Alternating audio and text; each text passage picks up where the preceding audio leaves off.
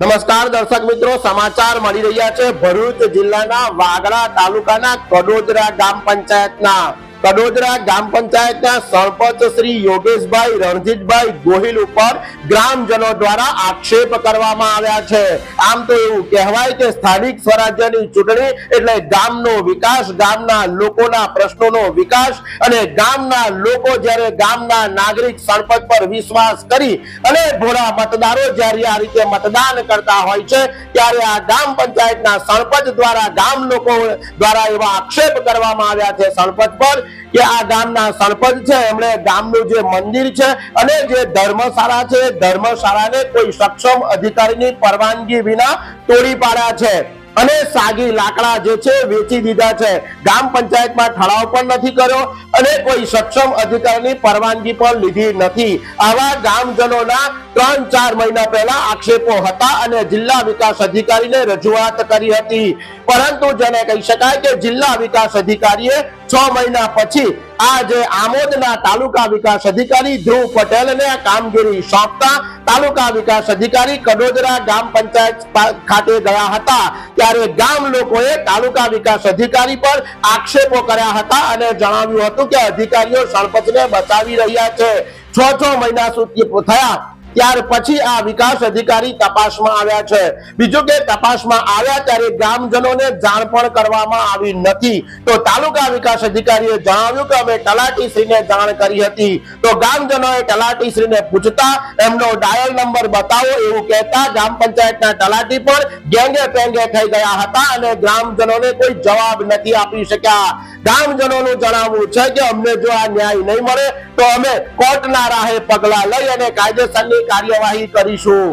કુમાર કનુભાઈ ગોહિલ આજ રોજ તાલુકા વિકાસ અધિકારી દ્વારા છેલ્લા 1.5 વર્ષથી અમે જે ગામાટ મંદિર અને ધર્મશાળા તોડીને જે કાયદાકીય કોઈ પણ કાગળો કર્યા સિવાય મિલકત નંબર 2 અને મિલકત નંબર 4 સંયુક્ત બાંધકામ કરેલ છે તેની સંપૂર્ણ તપાસ થઈ ગયેલ છે, જેના રિપોર્ટ અરજદારના જવાબો પંચકેસ તમામ થઈ ગયા હોય હવે તેમને નિર્ણય જે હુકમ કરવાનો છે તે સ્થળ તપાસ કરવા માટે તાલુકા વિકાસ અધિકારી આવ્યા હતા, જેમાં મિલકત નંબર 2 ગામાટ મંદિર અને ધર્મશાળા વહીવટ કરતા પરસોત્તમભાઈ દેસાઈ જે મૃત્યુ પામેલ છે, તેમ છતાં કોઈપણની પરવાનગી સક્ષમ અધિકારી જે કબજેદાર તરીકે ગામાટ બોલે છે તેમાં ગામના કે સક્ષમ અધિકારીઓની કોઈપણ પરવાનગી લીધા વિના સરપંચે આ ગામાટ મંદિર તોડી નાખેલ છે, તેની ઉપર બાંધકામ કરી દીધેલ છે, તેનો સરસામાન પોતે વેચી ખાધેલો છે પોતાના ફાયદા માટે।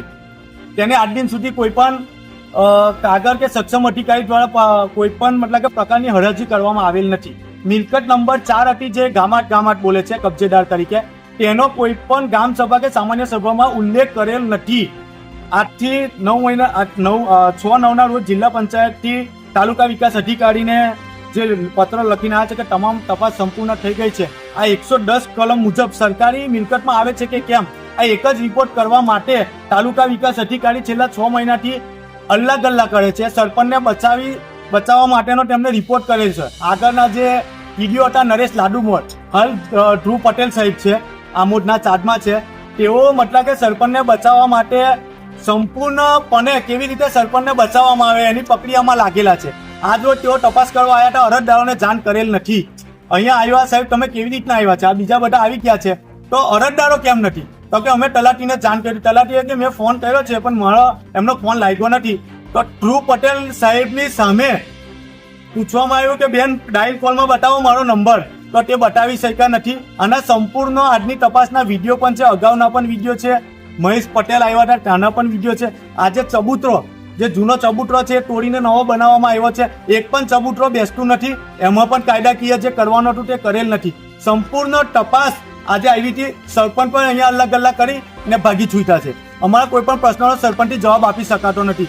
સરપંચ ગેરકાયદેસર કામો કરે છે અને તેના મળતિયાઓ આવી તપાસમાં આગળ આવીને જેમના નામ પણ નથી આકાની ઉપર તેવા મળતિયાઓ અમારી સાથે ગેરકાયદેસર મતલબ કે વર્તન કરે છે, બોલાચાલી કરે છે, ગાળાગાળી છે। અગાઉના સમયની અંદર જો આનો ટૂંક સમયમાં નિર્ણય તો હાઈકોર્ટમાં પણ જવાનો છે અને પોલીસ કેસ પણ કરવાનો છે। આમાં પોલીસ ફરિયાદ થતી હશે ફોજદારી ગુનો તો કાયદેસર ફોજદારી ગુનો પણ એમની પર લાગુ કરવાનો છે। તલાટીએ તમને જાણ કરી હતી કે નહીં? તલાટીએ અરજદારોને કોઈ પણ જાણ કરેલ નથી કે નથી કોઈ સભ્યને જાણ કરી. પંચાયતના બોડીના સભ્ય પણ અમારી સાથે છે, બીજા સભ્ય પણ છે, એમને કોઈને જાણ કરી નથી કે આજે તાલુકા વિકાસ અધિકારી આવ્યા છે. અમે તાલુકા વિકાસ અધિકારીને સવારે ફોન કર્યો હતો કારણ કે અમારું કામ પતશે તો આવીશું. અહીંયા આવીને અમને ફોન કરે છે કે અમે આવી ગયા છે. તો અરજદારોને સરપંચ કેવી રીતે આવી ગયા? સરપંચ તો પોતે નોકરી કરે છે, ભરૂચ રહે છે, તો સરપંચ અહીંયા કેવી રીતે આવી ગયા? સરપંચ ગામ પર રહેતા નથી, કરોડરા ગામ પર સરપંચ રહેતા નથી, પોતે નોકરી કરે છે અને બહાર રહે છે ભરૂચમાં. પણ છે નથી છતાં પણ ટ્રસ્ટીને આગળ કરે છે કે તમારું નામ છે, તમારું એમનું આકારની પર પણ નામ છે નથી.